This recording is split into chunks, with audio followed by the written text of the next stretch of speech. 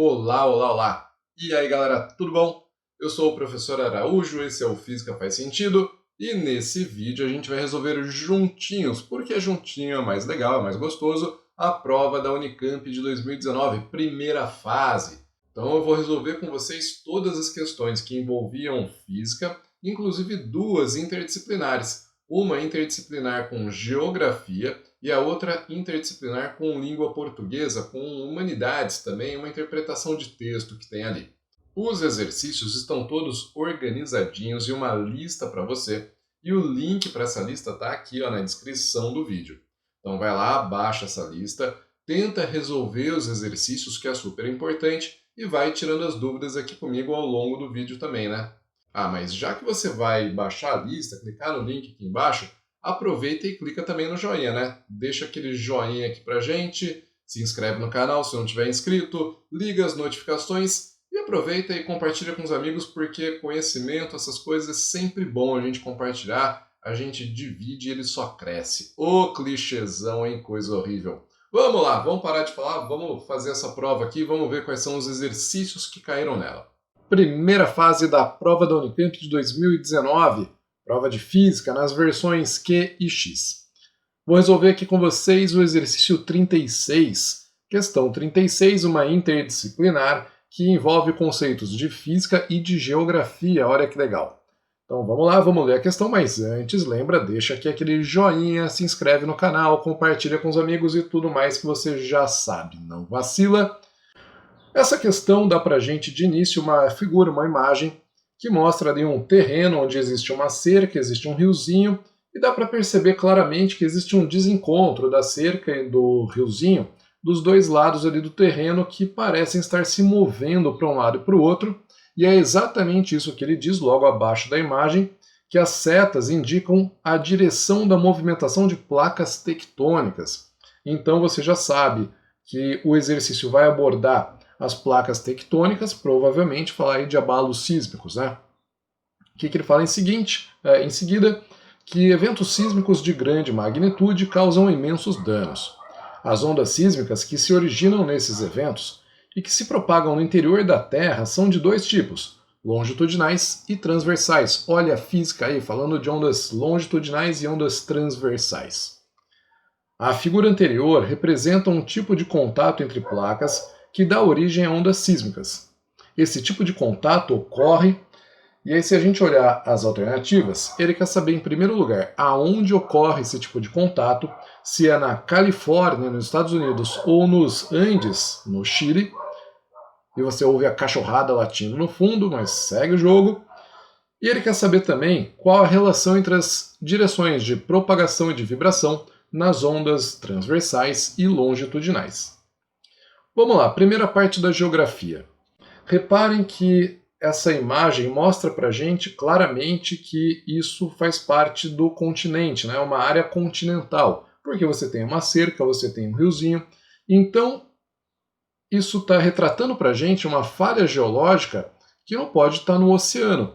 Logo, só pode ser na Califórnia e não no Chile, porque o contato entre as placas tectônicas próximas ao Chile, que eu não lembro o nome, placa de Nazca é a placa sul-americana, se eu não me engano, essas placas elas se encontram no mar, é próximo ao litoral do Chile, mas é ainda no Oceano Pacífico. Já na Califórnia existe a famosa falha de San Andrés. A falha de San Andrés é o contato entre duas placas tectônicas e ela passa bem no meio ali da Califórnia, ela passa numa região continental. Por isso, dado o desenho, a gente só pode concluir que é na Califórnia, né? Um professor de geografia com certeza vai saber explicar isso de uma outra maneira para você, melhor do que eu, mas isso já é o suficiente para a gente se virar, para a gente saber que só pode ser na Califórnia e não no Chile, porque no Chile o encontro das placas é no Oceano Pacífico, não é nos Andes. Agora vamos pensar nas ondas aqui, né? Existem dois tipos principais de onda. Tem o terceiro também, que é onda mista, mas a gente está falando aqui das ondas longitudinais e transversais. As ondas longitudinais são aquelas em que a direção de vibração é igual à direção de propagação. É o caso dessa última aqui, ó, mais embaixo, está escrito até aqui para você, né? Ondas longitudinais. em que uma pessoa segura a extremidade de uma mola e empurra ela para frente, para trás, para frente, para trás, para frente, para trás. Fazendo isso, essa pessoa produz regiões de compressão da mola, aonde os elos da mola, os elos não, né, as voltinhas da mola ficam mais próximas, e produz também regiões de distensão ou rarefação da mola. E isso é uma perturbação que se propaga através da mola ao longo dela. Então essa setinha azul aqui, ó, ela indica para a gente a direção de propagação. E a direção de vibração é a mesma. Para a direita e para a esquerda, uma direção horizontal. Então essa aqui é a direção de vibração. Ou seja, as direções de vibração e propagação são iguais nas ondas longitudinais. Outro exemplo clássico, importantíssimo de ondas longitudinais é o som. As ondas sonoras se propagando no ar. Quando você fala, você também produz no ar regiões de compressão e de rarefação. Olha esse desenho aqui, ó, onde você tem a representação das moléculas mais juntas, mais unidas, é uma região de compressão. Então aqui uma outra região de compressão. E onde você tem as moléculas mais separadas, mais dispersas, é uma região de expansão ou de rarefação. Então essas perturbações, elas se repetem e vão se propagando pelo ar. Isso é uma onda sonora, uma onda longitudinal. Já as ondas transversais, elas têm as direções de vibração e propagação transversais, perpendiculares entre si. É o exemplo da onda numa corda ou das ondas eletromagnéticas. Cada ponto da corda vibra para cima e para baixo, na vertical, uma certa direção. Só que as perturbações, a onda em si, se propaga para a direita ou para a esquerda, né, numa direção perpendicular à direção de vibração. Então essa aqui é a direção de propagação e na vertical a gente tem a direção de vibração. De novo, as ondas numa corda e as ondas eletromagnéticas são ótimos exemplos de ondas transversais. Voltando agora lá nas alternativas, o que a gente sabe? A gente sabe que é na Califórnia, então podemos eliminar as alternativas B e D, que dizem que essa imagem seria nos Andes, lá no Chile, e aí ficamos entre A e C. A alternativa C fala que as ondas longitudinais são aquelas em que a oscilação se dá perpendicularmente à direção de propagação. E isso você sabe, agora sabe pelo menos, que está errado. A alternativa A, que é a correta, que fala pra gente que é na Califórnia, e que as ondas longitudinais são aquelas em que a oscilação se dá na mesma direção da propagação. Então aqui está tudo corretinho. A nossa alternativa é a alternativa A. Vamos marcar aqui, ó, bonitão, grandão, alternativa A. Dá um sorriso porque você acabou de resolver um exercício da Unicamp, você acabou de marcar um ponto no vestibular, está mais próximo já da sua vaga, olha que maravilha.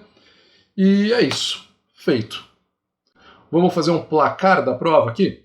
Vou colocar aqui ó, o placar da prova e ele está mostrando para a gente que já temos uma questão de ondulatória. A primeira questão que eu resolvi aqui é uma questão de ondulatória, pelo menos do ponto de vista da física, mas ela também é interdisciplinar. Próxima questão, vamos lá. Questão de número 38 das provas QX, primeira fase da Unicamp 2019. O físico inglês Stephen Hawking, que viveu entre 1942 e 2018, infelizmente deixou a gente faz pouco tempo, além de suas contribuições importantes para a cosmologia, a física teórica e sobre a origem do universo, nos últimos anos de sua vida, passou a sugerir estratégias para salvar a raça humana de uma possível extinção, entre elas a mudança para outro planeta. Em abril de 2018, uma empresa americana, em colaboração com a NASA, lançou o satélite TESS, que analisará cerca de 20 mil planetas fora do Sistema Solar. Então a ideia é analisar planetas fora do Sistema Solar para ver se existe condição de vida em algum deles, né? Esses planetas orbitam estrelas situadas a menos de 300 anos-luz da Terra, sendo que um ano-luz é a distância que a luz percorre no vácuo em um ano. Considere um ônibus espacial atual que viaja a uma velocidade média de 2 vezes 10 a 4 km por segundo. O tempo que esse ônibus leva ou levaria para chegar a um planeta a uma distância de 100 anos-luz é igual a quanto? Então repare que ele deu para a gente ainda a velocidade da luz no vácuo, que é igual a 3 vezes 10 a 8 metros por segundo, e as alternativas são 66 anos, 100 anos, 600 anos ou 1500 anos. Eu quero que você repare primeiro o seguinte. Ano-luz. Esse exercício falou em anos-luz e disse para a gente que um ano-luz é a distância que a luz percorre no vácuo em um ano. Então é muito comum a galera confundir achando que ano-luz é uma medida de tempo. Pela palavra ano, né? Ano-luz. Não, não é uma medida de tempo. Ano-luz é uma medida de distância. É a distância que a luz percorre no vácuo em um ano. E ele quer saber qual é o tempo que uma nave que viaja a 2 vezes 10 a 4 km por segundo demoraria para chegar num planeta que está a uma distância de 100 anos-luz da Terra. Vamos pensar um pouquinho aqui. A luz, que viaja a 300 milhões de metros por segundo, é a coisa mais rápida que pode existir no universo. Ela demora 100 anos para chegar nesse planeta. Porque se o planeta está a 100 anos-luz da gente, quer dizer que é uma distância tão grande que a luz levaria 100 anos para chegar lá. Então, se a luz, que é a coisa mais rápida que pode existir, demora 100 anos para chegar nesse planeta, você acha que uma nave espacial, um ônibus espacial que tem uma velocidade muito menor, poderia chegar lá em 66 anos? Impossível, não existe a menor possibilidade disso. Será que poderia chegar lá em 100 anos, no mesmo tempo que a luz? Também não, impossível, porque a velocidade é menor do que a da luz, então vai gastar um tempo maior. Sobraram 600 anos e 1500 anos. Uma coisa que você já pode analisar aqui é o seguinte, ó. A velocidade do ônibus espacial, é igual a 2 vezes 10 elevado a 4 km por segundo, que a gente pode transformar em 2 vezes 10 elevado a 7 metros por segundo. A velocidade da luz, vamos chamar de c, geralmente a gente chama a velocidade da luz no vácuo de c, é 3 vezes 10 elevado a 8 metros por segundo.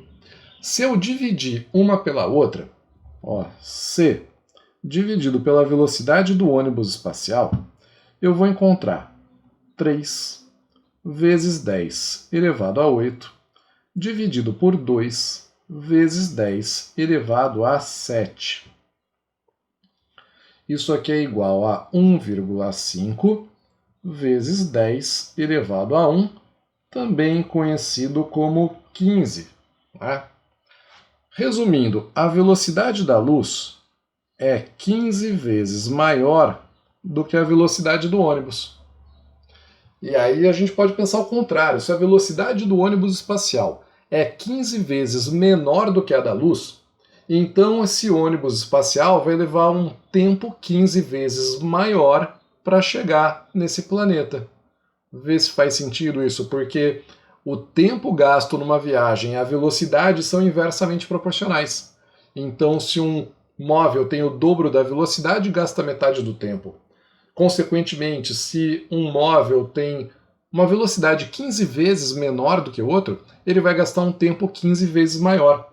Então, eu posso dizer que, como? Vou até escrever aqui bonitinho. Como a velocidade do ônibus espacial é igual à velocidade da luz sobre 15, 15 vezes menor, o tempo gasto pelo ônibus espacial para chegar nesse planeta vai ser 15 vezes maior do que o tempo gasto pela luz.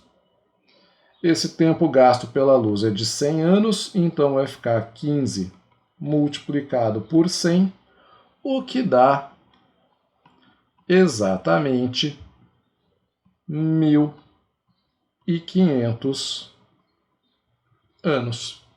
Olha que bacana. Não precisamos fazer muita conta aqui. Existem outras formas de resolver esse exercício, mas aí você teria que calcular quantos segundos existem em um ano, fazer um monte de transformações. É muito mais fácil, muito mais simples quando você tenta relacionar o tempo gasto pela luz com o tempo gasto pelo ônibus espacial, pelo busão das estrelas. Então a gente vai marcar a alternativa D. Vou escrever aqui, ó, D. A gente dá um sorriso, porque acabamos de resolver mais um exercício do Unicamp, só alegria. E é isso. Tá feito nosso exercício 38, questão 38 das provas Q e X. E o placar da prova agora tem, além de uma questão de ondulatória, uma questão de mecânica, mais especificamente cinemática. Vamos para o próximo? Pronto, tá aqui o próximo, ó. Questão 39, primeira fase da Unicamp 2019, provas Q ou X.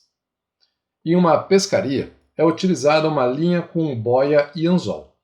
Inicialmente na posição de espera, a linha acima da boia mantém-se frouxa e a boia flutua ficando com 1/3 do seu volume submerso, é o que está na figura 1. Quando o peixe é fisgado, a boia puxada ficando totalmente submersa e momentaneamente parada. Simultaneamente, a linha que une ao anzol, fica esticada verticalmente, que é o que está na figura 2. A parte superior da linha, acima da boia, mantém-se frouxa, então a parte de cima não puxa. Nessa situação, quanto vale o módulo da tensão da linha que une a boia ao anzol? Despreze as massas da linha e do anzol, bem como o atrito viscoso com a água. Legal, vamos analisar isso aqui. Para começar, vamos pegar aqui a linha de comando, né? Aquilo que ele pede para a gente fazer. Cadê? Então, onde que está? Nessa situação, quanto vale o módulo da tensão da linha que une a boia ao anzol? Eu poderia traduzir isso da seguinte maneira: calcule a tração da linha que une a boia ao anzol, ou calcule a tração na linha que está entre o peixe e a boia. Basicamente é isso. Aqui tem um problema. Existe um defeitinho nesse exercício. Vou ter que cornetar a Unicamp. Ele fala para a gente considerar que a boia ela fica momentaneamente parada. Tá? Momentaneamente parada quer dizer que ela parou por um certo instante. O que o exercício quer dizer com isso, a intenção dele, é que a boia se encontra em equilíbrio estático. Acontece que isso não é correto, não é necessariamente correto. Porque a boia pode estar instantaneamente parada, mas ainda ter uma aceleração. Porque se você pensar num corpo que eu jogo para o alto, se a gente joga essa caneta, por exemplo, para o alto, no ponto mais alto da trajetória, o corpo se encontra momentaneamente parado, mas ele ainda tem uma aceleração que é igual à gravidade. Ou seja, isso que o exercício deu para a gente não é totalmente correto. O fato do corpo estar momentaneamente parado não significa que ele está em equilíbrio, mas essa é a única forma da gente resolver esse exercício, considerando que sim, ele está momentaneamente em equilíbrio. Então vamos lá, na primeira situação, quais são as forças que atuam sobre a boia? A gente tem o peso da boia puxando ela para baixo e temos o empuxo empurrando ela para cima. Eu vou chamar esse empuxo de E1 da primeira situação. Considerando que a boia está em equilíbrio, a gente pode dizer que o peso da boia é igual ao empuxo. A força que puxa para baixo tem que ser igual à força que puxa para cima. E como que a gente calcula empuxo? O empuxo é igual à densidade ou massa específica do fluido, multiplicado pela aceleração da gravidade, multiplicado pelo volume submerso do corpo. Porque o empuxo ele só aparece sobre corpos que estão submersos ou imersos em um fluido. Nesse caso específico, O exercício disse para a gente que inicialmente a boia flutuava com 1/3 do seu volume submerso. Olha aí, 1/3 do volume submerso. Então posso dizer que o peso da boia é igual à densidade do líquido vezes a aceleração da gravidade, multiplicado pelo volume da boia sobre 3. 1/3 do volume da boia. Isso aqui a gente vai guardar, né? Como diria a Palmeirinha, reserve por alguns instantes. Vai entrar na nossa receita daqui a pouco. Na segunda situação, o que a gente tem? A gente tem o peso da boia puxando ela para baixo, o mesmo peso. Temos o empuxo empurrando ela para cima, agora eu vou chamar de E2. Mas a gente também tem a tração da corda que liga a boia até o anzol, puxando ela para baixo. E é justamente essa tração que a gente tem que descobrir. Vamos lá. Usando o equilíbrio das forças, a soma do que puxa para cima tem que ser igual à soma do que puxa para baixo. Sobre isso aqui, sobre equilíbrio dos corpos pontiformes, né, dos corpos pontos materiais, eu estou deixando aqui em cima um link, né, um card para o vídeo de uma lista de exercícios sobre o equilíbrio dos pontos materiais. Então dá uma olhada lá, é legal. Mas vamos lá. Eu posso dizer então que a soma das forças que puxam para baixo, tração mais peso, tem que ser igual à força que puxa para cima, o empuxo E2. E aí vai ficar como a tração mais o peso, que a gente já sabe que vale μg vezes o volume da boia sobre 3, é igual ao empuxo na segunda situação, que é μ vezes g, multiplicado pelo volume inteiro da boia, porque agora a boia está completamente submersa. A esse μg VB sobre 3 eu passo para a direita subtraindo e descubro que a tração vale μg VB menos μg VB sobre 3. E fazendo essa continha, encontramos o seguinte: a tração é igual a 2 vezes μg VB sobre 3, ou 2/3 de VB multiplicado pela densidade multiplicado pela gravidade. Chegamos ao valor da tração. Vamos olhar as respostas? Epa! As respostas aqui não são parecidas com isso que a gente encontrou. O item A fala que a tração é igual ao peso da boia. O item B fala que é o dobro do peso da boia. O item C é o peso do peixe menos o peso da boia. O item D é o peso do peixe menos o dobro do peso da boia. Tá, vamos agora tentar encontrar uma dessas alternativas na nossa resposta, na nossa solução. Reparem que o peso da boia a gente já havia encontrado e ele vale μg VB sobre 3. E a tração é 2 vezes μg VB sobre 3. Isso aqui é o peso da boia. Ou seja, a tração nessa linha é igual a 2 vezes o peso da boia, o dobro desse peso. Coisa linda, hein? Ah, malandro, olha só, 2 vezes o peso da boia, que é exatamente o que aparece na alternativa B. Opa, não é para riscar, é para grifar. Tá, aqui a alternativa B de belezinha, o dobro do peso da boia. A gente coloca aqui a nossa letra B, dá aquele sorriso e tá feito. Completamos aí o exercício de número 39 das provas Q ou X da primeira fase da Unicamp 2019. Já deu aquela curtida no vídeo? Já se inscreveu no canal? Ah, tá vacilando, hein? Curte aí e se inscreve no canal. E o placar da prova? O placar da prova tá aqui. A gente tem agora uma questão de ondulatória e 2 questões de mecânica. A primeira questão de mecânica, ela envolvia cinemática, e agora a gente tem aqui equilíbrio dos corpos, além de hidrostática também, né? Temos empuxo, teorema de Arquimedes. Vamos para o próximo exercício. Temos aqui um texto em comum para as questões 40, 41 e 42. De novo, versões Q e X da primeira fase da Unicamp 2019. Drones vêm sendo utilizados por empresas americanas para monitorar o ambiente subaquático. Esses drones podem substituir mergulhadores, sendo capazes de realizar mergulhos de até 50 metros de profundidade e operar por até 2 horas e meia. Legal. 40. Considere um drone que utiliza uma bateria com carga total que é igual a 900 mAh. Você fala, Araújo, o que é esse mAh? mAh significa miliampere-hora, é uma unidade de carga elétrica. Se o drone operar por um intervalo de tempo igual a 90 minutos, a corrente média fornecida pela bateria nesse intervalo de tempo será igual a quanto? Vamos lembrar aqui da relação entre corrente e carga elétrica, e tempo também.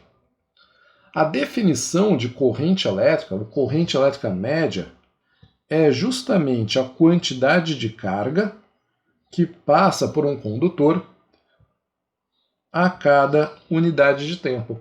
Carga sobre tempo. E daqui o pessoal costuma escrever também o kit, né? Carga igual a corrente vezes tempo, mas eu prefiro deixar nesse formato que está aqui. No Sistema Internacional de Unidades, a corrente é medida em amperes. O tempo é medido em segundos. E a carga acaba sendo dada em coulombs. Então você tem amperes, coulombs, segundos. Mas a gente pode mudar as unidades também. Eu posso, ao invés de colocar a corrente em amperes, colocar o valor dela em miliamperes. E ao invés de usar o tempo em horas, ao invés de usar o tempo em segundos, usar o tempo em horas. E nesse caso, se a corrente estiver em miliamperes e o tempo estiver em horas, a carga vai ser dada em miliampere-hora. Então você tem que tomar muito cuidado com as unidades de medida. Isso é clássico na primeira fase da Unicamp, gente. Clássico. A primeira questão que eu resolvi dessa prova, a questão 38, também envolvia uma transformação, né? Então você podia precisar ali transformar anos-luz em quilômetros ou metros. Então é clássico da prova da Unicamp, pode esperar, vai precisar transformar a unidade de medida. Tem dificuldade para isso? Estou deixando mais um cardzinho aqui, ó, um vídeo onde eu mostro como você faz algumas transformações, principalmente de comprimento, área e volume, dá uma olhada lá. Se tiver alguma outra transformação que você queira saber como que se faz, escreve para mim, manda mensagem que eu vou fazer um vídeo para ajudar você. Vamos lá, o que eu preciso fazer? Eu preciso então usar essa equação. Corrente média igual. Colocando a carga em miliampere-hora, então eu tenho aqui 900 miliampere-hora, e o tempo eu tenho que colocar em minutos. Minutos não, tá difícil, hein? Tem que colocar em horas. 90 minutos significa 1 hora e meia, 1,5. Então a gente coloca aqui, ó, 1 hora e meia. Você pode reparar que dá para a gente cancelar hora embaixo com hora em cima. 900 dividido por 1,5 é igual a 600 e você fica com 600 miliamperes. Olha que bonitinho, ó. Suave. É um exercício de eletrodinâmica, mas dentro dos exercícios de eletrodinâmica é um exercício que a gente pode dizer que é tranquilo, né? Rapidinho, de solução direta. A alternativa correta é a alternativa B, 600 miliamperes. Então coloca aqui a alternativa B e dá o sorriso só para variar, né? E o nosso placar da prova? O placar da prova agora tem também uma questão de eletrodinâmica, uma questão de eletricidade. Pois é, está bem diversificado esse aqui, né? Começou com ondulatória, teve 2 questões de mecânica e agora uma questão de eletrodinâmica. Próximo exercício. O próximo, que se refere ao mesmo texto, ele fala o seguinte, ó, 41. Exercício 41, primeira fase do Unicamp 2019, versões Q ou X. Frequentemente, esses drones, está se referindo ao texto anterior, são usados para medir a temperatura da água T em função da profundidade D, a partir da superfície, onde D, a profundidade, vale zero, como no caso ilustrado no gráfico a seguir. Então a gente tem os dados adaptados. Considere que a densidade da água é de 1000 kg por metro cúbico e constante para todas as profundidades medidas pelo drone. Qual é a diferença de pressão hidrostática entre a superfície e uma profundidade para a qual a temperatura da água é de 19 graus Celsius? Beleza. Então, profundidade para a qual a temperatura é 19 graus Celsius. Na superfície, como você pode ver no gráfico, que para o D igual a zero, a gente tem uma temperatura de 19,3 graus Celsius. E a temperatura de 19 graus Celsius está aqui, ó. Para qual profundidade que a gente tem essa temperatura? Segue o gráfico aqui, ó, faz um tchu. Essa profundidade está a 7 metros abaixo da superfície. Então, profundidade de 7 metros. O que ele pediu para a gente mesmo? Ó, qual é a diferença de pressão hidrostática entre a superfície e essa profundidade, onde a temperatura da água vale 19 graus Celsius. E aí, quando a gente fala em diferença de pressão hidrostática entre dois pontos, você lembra de alguma coisa? Você lembra de alguma lei específica? Eu lembro. Eu lembro da lei de Stevin.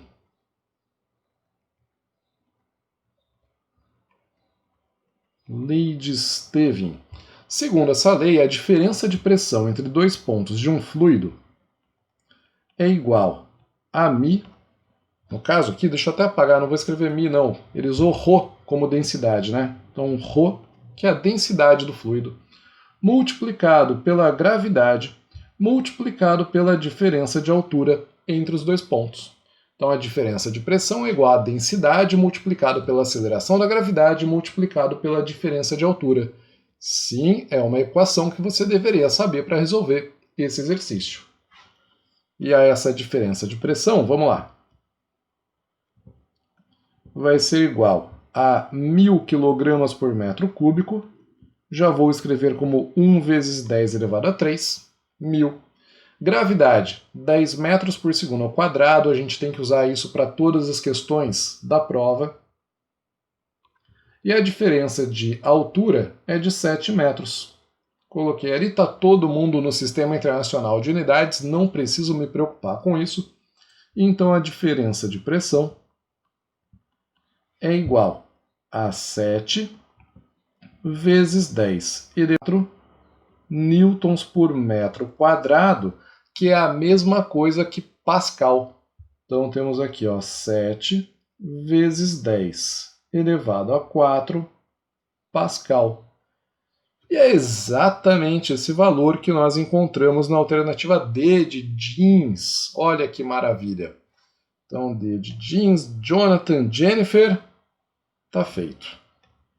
Coloca aqui, ó, a alternativa D, dá aquele sorriso bonito e marca um pontinho a mais para você aí na prova do Unicamp. Olha que legal. Agora você curte o vídeo lá, hein, malandro? Ó, dá aquela curtida lá, se inscreve no canal, hein? Esquece não. Placar da prova. O placar da prova está indicando que agora ele está indicando para a gente uma questão de ondulatória, 3 questões de mecânica, porque essa aqui entra em mecânica também, e uma questão de eletrodinâmica. Essa questão aqui, ela entra na hidrostática. Inclusive, curioso, né, que já temos 2 questões de hidrostática nessa prova. Essa com o teorema de Stevin, com a lei de Stevin, e a anterior, que a gente viu, aquela do empuxo, o teorema de Arquimedes. Então, 2 questões já de hidrostática na mesma prova. Vamos para o próximo exercício, vamos para o 42, que ainda está falando da mesma situação. Então, olha só. Leve em conta ainda os dados mostrados no gráfico da questão anterior, referentes à temperatura da água T em função da profundidade d. Considere um volume cilíndrico de água cuja base tem uma área de 2 metros quadrados. A face superior está na superfície a uma temperatura constante TA e a face inferior está a uma profundidade d a uma temperatura constante TB. Na situação estacionária, o que é a situação estacionária? Quando todo o calor absorvido pela face mais quente é liberado para a face mais fria. Nessa situação, nas proximidades da superfície, a temperatura da água decai linearmente em função de d, de forma que a taxa de transferência de calor por unidade de tempo, φ, também conhecido como fluxo de calor por condução da face superior para a face inferior, é aproximadamente constante e dada pela lei de Fourier, tá aqui ó, a lei de Fourier, fluxo igual a condutividade, K, vezes a área, multiplicado pela diferença de temperaturas, dividido pela distância entre as duas faces. Em que o K, que vale 0,6 watt por metro grau Celsius, é a condutividade térmica da água. Assim, a razão TA menos TB sobre D é constante para todos os pontos da região de queda linear da temperatura da água mostrados no gráfico apresentado.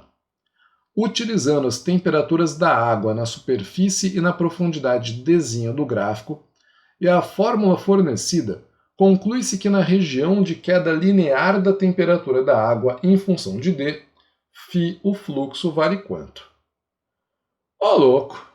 Você olha para esse exercício, você lê tudo isso aqui e fala, rapaz, difícil esse negócio aqui, hein? Ó, puxado esse exercício. Porque você tem que fazer toda uma interpretação do que ele está te dizendo, né? E é claro que se você conhecer a lei de Fourier da propagação do calor, se você souber desse assunto, é muito mais fácil. Mas o legal desse exercício é que mesmo que você nunca tenha estudado na sua vida a propagação do calor, você consegue fazer ele, porque ele está sendo explicado no enunciado, a equação foi dada para você. Repara que além de dar a equação, ele forneceu para você também a área da superfície e a condutividade, 0,6. A área é 2 metros quadrados e a condutividade 0,6. O que ele pediu exatamente? Ele quer saber qual é o fluxo. Então, ó, o fluxo é igual a quanto? O que eu preciso fazer? Eu preciso olhar no gráfico e descobrir quanto vale essa relação aqui, ó, TA menos TB sobre D, que é a única coisa que falta para mim na equação do fluxo. Deixa eu mostrar para você. Ó. O fluxo é igual a condutividade multiplicado pela área, multiplicado pela diferença de temperaturas TA menos TB, dividido por D, que é a distância. Mais uma vez, a condutividade ele deu 0,6. A área ele deu, vale 2. Para calcular, determinar o nosso fluxo, falta descobrir isso aqui, ó. TA menos TB sobre D, que segundo ele é constante na região de variação linear da temperatura. Cadê? Essa região aqui, ó. Essa região que eu estou marcando para vocês. Então a gente pode pegar dois pontos quaisquer aqui. Vamos pegar dois pontos de fácil leitura. Eu vou pegar esse primeiro ponto e esse terceiro ponto aqui. Para esses dois pontos, a gente pode dizer que existe uma variação de temperatura. Variação não, vamos colocar uma diferença de temperatura. Ó. TA menos TB igual a 19,3 menos 19,25, o que é igual a 0,05 graus Celsius. E a distância aqui, ó, entre esses dois pontos, de 0 até 2, repara aqui embaixo, ó, de 0 a 2, é igual a 2 metros. Então vamos voltar lá no nosso exercício, né, no 42. Eu posso dizer que TA menos TB dividido por D é igual a 0,05 dividido por 2. O que, ó, graus Celsius aqui em cima dividido por metro aqui embaixo. Agora, o que você precisa fazer é pegar isso e jogar na equação, jogar na fórmula do fluxo. O fluxo é igual a 0,6, valor que ele deu, está aqui no enunciado. 0,6, vou até colocar as unidades, ó, watt por metro vezes graus Celsius, multiplicado pela área. A área é de 2 metros quadrados, multiplicado agora por 0,05 dividido por 2 graus Celsius por metro. Araújo, precisa deixar as unidades assim na conta? Não, não precisa, não é estritamente necessário, mas ajuda para você ver as unidades. Ó. Por exemplo, graus Celsius que está aqui embaixo corta com graus Celsius que está lá em cima. O metro que está aqui embaixo com outro metro dá metro quadrado, que corta com metro quadrado que está lá em cima. E aí sobrou apenas watt como unidade de medida. Repare que todas as alternativas estão em watt mesmo, o que é ótimo. E o fluxo de calor, no final das contas, vale quanto? 6, faltou cortar uma coisa aqui, ó. Faltou cortar também o 2 da área com o 2 aqui embaixo. E aí facilita a nossa vida. 0,6 é 6 vezes 10 a menos 1, e 0,05 é 5 vezes 10 a menos 2. Então esse fluxo de calor é igual a 30 vezes 10 a menos 3, 30 vezes 10 a menos 3 watts, que a gente pode escrever carinhosamente como 0,03. Legal. E temos a alternativa A. Olha ela aí, bonitona pra gente. A alternativa A de I Love Física. Damos aquele sorrisão. E tá feito mais um exercício, mais um pontinho no Unicamp pra gente, hein? Ó, tamo quase, vamos gabaritar essa prova. Tô falando pra você, vamos gabaritar isso aqui. Já curtiu o vídeo? Se não curtiu, curte, hein? Lembra disso, se inscreve no canal. E o nosso placar da prova? O placar da prova, ele conta agora com uma questão de ondulatória. Aí temos 3 questões de mecânica, já foram 3 de mecânica, uma de eletrodinâmica, e agora a gente tem aqui uma questão de termologia, porque é uma questão de propagação do calor. Então já foram 6 questões, uma de ondulatória, uma de eletrodinâmica, uma de termologia e 3 de mecânica. Legal. Próxima questão. A próxima questão é a questão de número 43, e para ela a gente também tem um texto em comum com as questões 44 e 45. Unicamp 2019, primeira fase, versões Q ou X. A depilação a laser é um procedimento de eliminação dos pelos que tem se tornado bastante popular na indústria de beleza e no mundo dos esportes. O número de sessões do procedimento depende, entre outros fatores, da coloração da pele, da área a ser tratada e da quantidade de pelos nessa área. Uma sessão de depilação a laser utiliza pulsos de alta potência e curta duração. O tempo total da sessão depende da área tratada. Considere certa situação em que a luz do laser incide perpendicularmente em uma área de 2 mm². Vamos marcar aqui, ó, 2 mm², com uma intensidade média igual a 2 vezes 10 elevado a 4 watt por metro quadrado. Tá aqui a intensidade. A energia luminosa que incide nessa área durante um intervalo de tempo de 3 milissegundos é igual a quanto? Tá, galera? Vamos lá. Eu quero que vocês primeiro pensem o seguinte, o que ele pediu pra gente? Ele pediu a energia luminosa que incide nessa área durante o intervalo de tempo de 3 milissegundos. Quais são os dados que ele forneceu? Ele forneceu o tempo, tá aqui ó, ΔT, 3 milissegundos.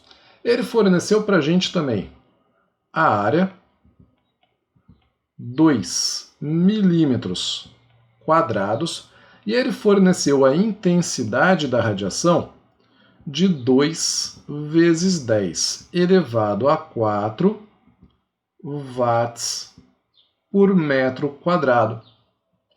Geralmente, essa intensidade é algo que a gente vê no estudo das ondas, né? Então, a radiação tem uma certa intensidade, cuja definição você pode lembrar, pode verificar pela unidade de medida, watt por metro quadrado. Olha só, a intensidade de uma radiação, ou de uma onda, é dada pela potência da fonte, watt, pela área, volta, sai triângulo, pronto, pela área onde essa radiação se distribui. Então, a intensidade é a potência da fonte que emite a radiação, dividido pela área por onde essa radiação se distribui. Daí vem watt por metro quadrado. Para eu saber a energia, eu vou lembrar que energia é igual a potência multiplicada pelo tempo. E da definição de intensidade, eu posso dizer que a potência é igual à intensidade multiplicada pela área. Juntando essas duas equações, eu posso afirmar que a energia é igual a potência, intensidade multiplicada pela área, multiplicada pelo tempo. Que belezinha! Agora é só a gente substituir, né? Não, não é. Tem que tomar muito cuidado ainda com as unidades de medida. Lembra, prova da Unicamp. Prova da Unicamp vai ter transformação de unidades, pode esperar, não tem dúvida sobre isso. Começa pela intensidade. A intensidade está em watt por metro quadrado. Reparem que as respostas estão todas em joule, então a gente pode dizer que a intensidade está na unidade correta, né? Está no sistema internacional. Eu vou colocar aqui 2 vezes 10 elevado a 4 watt por metro quadrado. A área está em milímetro quadrado. E aí você vai ter que lembrar o seguinte, fazer aqui em cima, ó, que 1 milímetro quadrado é igual a 1 vezes 10 elevado a menos 6 metro quadrado. Lembra como é que faz essa transformação? Se não lembra, clica aqui em cima, ó, nos cards, que tem um vídeo mostrando como que se faz essa transformação de área. Super fácil, super tranquilo. Assiste lá. O que eu vou colocar na área, então? Se eu tenho 2 milímetros quadrados, eu tenho que colocar 2 vezes 10 a menos 6 metros quadrados. E o tempo que é 3 milissegundos, mili significa 10 a menos 3. Então, 3 vezes 10 a menos 3 segundos. Agora é só fazer a conta. E essa energia que incide nessa região da pele vai ser igual a 2 vezes 2 vezes 3, 12, vezes 10 elevado a 4 menos 6 dá menos 2. Então, estou fazendo a conta com expoente. Ó. 4 menos 6 dá menos 2, menos 5 dá menos 3 dá menos 5. Então, 12 vezes 10 a menos 5 joules. Qual a resposta que a gente encontra? A gente encontra uma resposta equivalente, que é energia igual a 1,2 vezes 10 a menos 4 joules, exatamente o que aparece na alternativa B. A alternativa B, essa é a nossa resposta. Ficamos muito felizes com isso. E pronto, resolvemos mais um. Estamos seguindo, hein? Estamos indo. Vamos gabaritar essa prova aqui. Vamos gabaritar a primeira fase do Unicamp. Quero ver você fazer isso, hein? Quero ver você gabaritar bonito lá, depois escrever aqui, Araújo, gabaritei a primeira fase do Unicamp, rapaz, estou feliz demais. E o nosso placar da prova? O placar da prova agora tem duas questões de ondulatória. É essa que dá para classificar como ondulatória, apesar de a gente não ter que usar muito aqui os conceitos de onda, mas a gente usa intensidade. Temos, que mais? 3 questões de mecânica uma questão de termologia e uma questão de eletrodinâmica. Então, são as questões que a gente viu até agora. A próxima questão, que se refere ainda ao mesmo texto, é a 44, então vamos lá. Questão 44, versões Q ou X da primeira fase da Unicamp 2019. Na depilação, o laser age no interior da pele, produzindo uma lesão térmica que queima a raiz do pelo. Considere uma raiz de pelo de massa 2 × 10⁻10 kg, inicialmente a uma temperatura de 36 graus Celsius, que é aquecida pelo laser a uma temperatura final de 46 graus Celsius. Se o calor específico da raiz é de 3.000 joules por quilograma graus Celsius, o calor absorvido pela raiz do pelo durante o aquecimento é igual a quanto? Pensa comigo. Ele quer saber a quantidade de calor absorvido, né? Então, calor absorvido pela raiz do pelo. Ele disse pra gente que está rolando uma variação de temperatura. A temperatura inicial é 36 graus Celsius, a final é 46. Ele deu pra gente a massa da raiz do pelo e deu o calor específico, Czinho. Ah, mas só tem uma equação que a gente pode usar aqui, né? Na hora, quantidade de calor, variação de temperatura, você pensa em que macete? Qual é a equação do que macete? Calor é igual a massa vezes o calor específico vezes a variação de temperatura. Então, essa quantidade de calor é igual a 2 vezes 10 elevado a menos 10 quilogramas, multiplicado por Czinho. Ó, repara que Czinho está em 3.000 joule por quilograma, então a massa está correta, quilograma, por grau Celsius. Então, 3.000 é 3 vezes 10 elevado ao cubo, e a variação de temperatura de 36 a 46 é 10, né? Ó, 46, que é a temperatura final, menos 36, que é a temperatura inicial. Isso aqui a gente sabe, vale 10.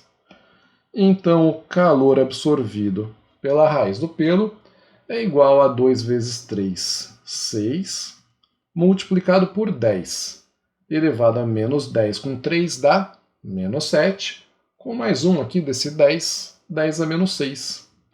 Então, 6 vezes 10 elevado a menos 6 joules. Olha só, a primeira fase do Unicamp, assim, exercício diretão, só colocar na equação? Pois é, só colocar na equação, a resposta está prontinha para a gente aqui, ó. 6 vezes 10 elevado a menos 6 joules, alternativa A. Então, a alternativa A, só alegria. Mais um pontinho para a gente, estamos quase terminando já a prova de física e estamos indo muito bem, hein? Muito legal. Feito, né? Já deu aqui aquela curtida no vídeo, já se inscreveu no canal? Se não se inscreva, tá vacilando. E o nosso placar da prova? O placar da prova agora conta com mais uma questão de termologia. Então é a segunda questão de termologia. Temos 2 de ondulatória, temos uma de eletrodinâmica e temos 3 questões de mecânica. Certinho? Vamos para o próximo exercício, vamos para o exercício de número 45. Questão de número 45 das versões Q ou X da primeira fase da Unicamp de 2019. Tem um texto em comum para essa questão e as duas anteriores, né, que a gente já viu. E a questão em si fala o seguinte: 3 tipos de laser comumente utilizados para depilação têm comprimentos de onda λ1 igual a 760 nanômetros, λ2 igual a 800 nanômetros e λ3 igual a 1060 nanômetros. Deixa eu grifar esses 3 comprimentos de onda aqui. Se a velocidade da luz vale c igual a 3 vezes 10 a 8 metros por segundo, o laser de maior frequência tem uma frequência de aproximadamente quantos hertz? Então ele quer saber qual é a frequência do laser de maior frequência. Para você resolver esse exercício, você tem que lembrar da equação fundamental da ondulatória, que é realmente, de fato, fundamental. Você não pode jamais esquecer dessa equação. Qual que é ela mesmo? V é igual a lambda f. A velocidade de propagação de uma onda é igual ao comprimento de onda multiplicado pela frequência. Dessa equação, eu posso escrever o seguinte, ó, que a frequência é igual à velocidade de propagação dividido pelo comprimento de onda. E o que a gente verifica quando escreve a equação dessa forma? Que quanto maior for o comprimento de onda, menor vai ser a frequência. E, consequentemente, quanto menor for o comprimento de onda, volta lá, quanto menor for o comprimento de onda, maior vai ser a frequência. São grandezas inversamente proporcionais. Como ele quer saber para a gente, como ele quer que a gente descubra qual é a frequência do laser de maior frequência, ele está perguntando qual é a frequência do laser de menor comprimento de onda. Então, maior frequência significa menor comprimento de onda, que no caso é 760 nanômetros. Vamos lá, a frequência máxima, então, é igual à velocidade de propagação da luz, c, dividido pelo lambda mínimo, que é o lambda 1. Isso vai dar 3 vezes 10 elevado a 8, dividido por 760 nanômetros. Você lembra o que significa nano, esse prefixo n minúsculo? Nano significa 10 a menos 9. É super importante, é fundamental você lembrar disso. Tem dificuldade nessa parte? Clica aqui nos cards, ó, que tem um vídeo onde eu explico para você esses prefixos e também algumas transformações de unidade de medida. Então dá uma olhada lá, se tiver dúvida ainda manda mensagem, lembra disso. Vamos colocar aqui 10 elevado a menos 9. Eu vou reescrever isso de uma forma melhor. Vai ficar assim, ó, frequência máxima igual a 3 vezes 10 elevado a 8, dividido por, vamos escrever assim, ó, 0,76 vezes 10 elevado a menos 6. Fica mais bonitinho assim, porque é mais fácil dividir 3 por 0,76. 0,76, lembrando que ele usou a palavra aproximadamente lá na pergunta, né? 0,76 é aproximadamente 0,75. E 3 dividido por 0,75 daria 4. Então fica aproximadamente 4 vezes 10 elevado a 14. Né? 4 vezes 10 elevado a 14 Hz. E se a gente olhar nas alternativas, tem uma muito próxima desse valor, que é a alternativa A. 3,9 vezes 10 elevado a 14 Hz. Então, essa é a nossa alternativa correta. A que nos deixa felizes. E é isso. Diretão, hein? Exercício de nível fácil, esse. Então, esse é um exercício tranquilo, onde você só precisava saber a equação fundamental do ondulatório, V igual a lambda F, e que para ter a maior frequência você precisa do menor comprimento de onda e vice-versa. Tá bom? Então tá feito, galera. E o nosso placar da prova? Agora a gente tem 3 questões de ondulatória, hein? Não são todas exatamente de ondulatória, mas que envolvem conceitos relacionados. Então, 3 de ondulatória, 3 de mecânica, 2 de termologia e 1 de eletrodinâmica. Próximo exercício.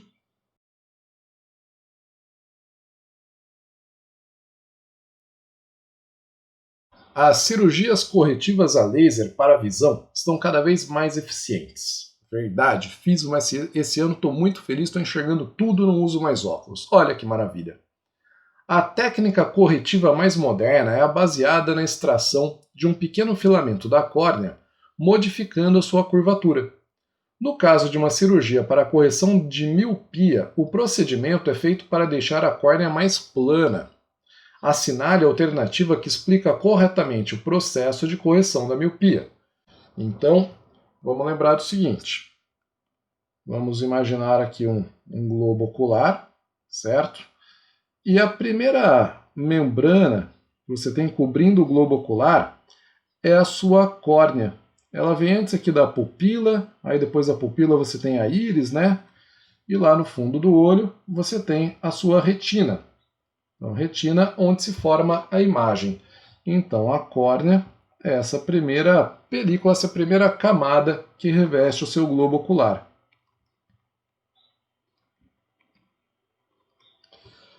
Tá, o que ele pede pra gente dizer aqui, ó? Alternativa A. Na miopia, a imagem do ponto remoto se forma antes da retina e a cirurgia visa aumentar a distância focal da lente efetiva do olho. A B fala que na miopia, a imagem do ponto remoto se forma depois da retina e a cirurgia visa aumentar a distância focal da lente efetiva do olho. C. Na miopia, a imagem do ponto remoto se forma depois e a cirurgia visa diminuir a distância focal da lente efetiva do olho. D. Na miopia, a imagem do ponto remoto se forma antes da retina e a cirurgia visa diminuir a distância focal da lente efetiva do olho. Galera, vamos pensar o seguinte. Quem tem miopia também é dito que tem o olho longo, olho alongado. Por quê? Porque a distância do ponto remoto, que seria um ponto no infinito, né, o ponto remoto normal, vai acabar se formando quando os raios luminosos chegam paralelos em um ponto antes da retina. Então, como a imagem se forma antes da retina, quando esses raios luminosos chegam na retina do olho da pessoa, eles estão desfocados e a pessoa enxerga uma imagem embaçada. Então a gente sabe que na miopia a imagem se forma antes da retina. Então a alternativa A está correta desse ponto de vista, a alternativa B está incorreta, a alternativa C está incorreta e a alternativa D está correta desse ponto de vista.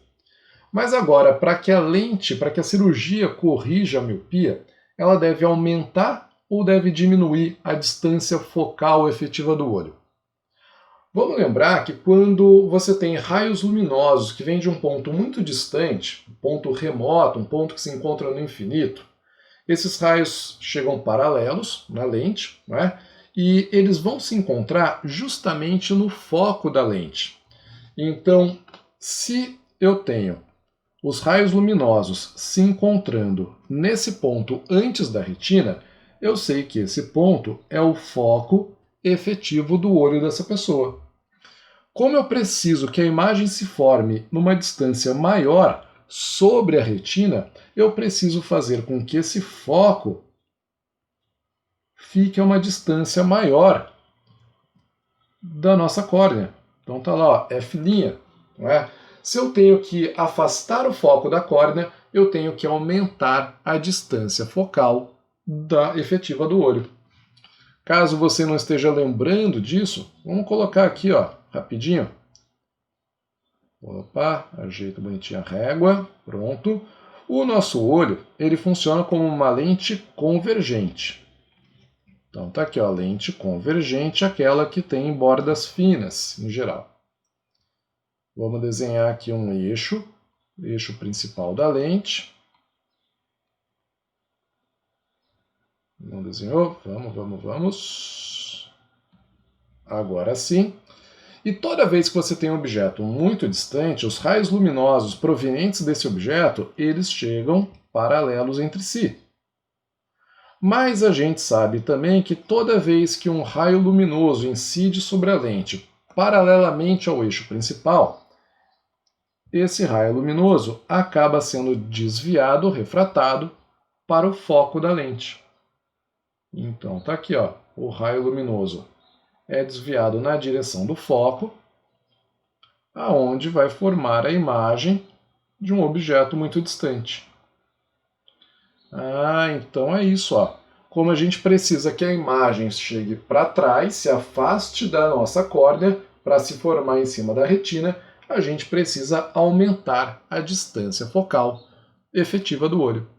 E aí, qual que é a alternativa correta? Só pode ser a alternativa A, tá aqui, ó, aumentar a distância. Opa, não era para riscar, era para grifar. Aumentar a distância focal da lente efetiva do olho. Essa é a nossa alternativa correta. Bonitinho, né? Então, ótica da visão.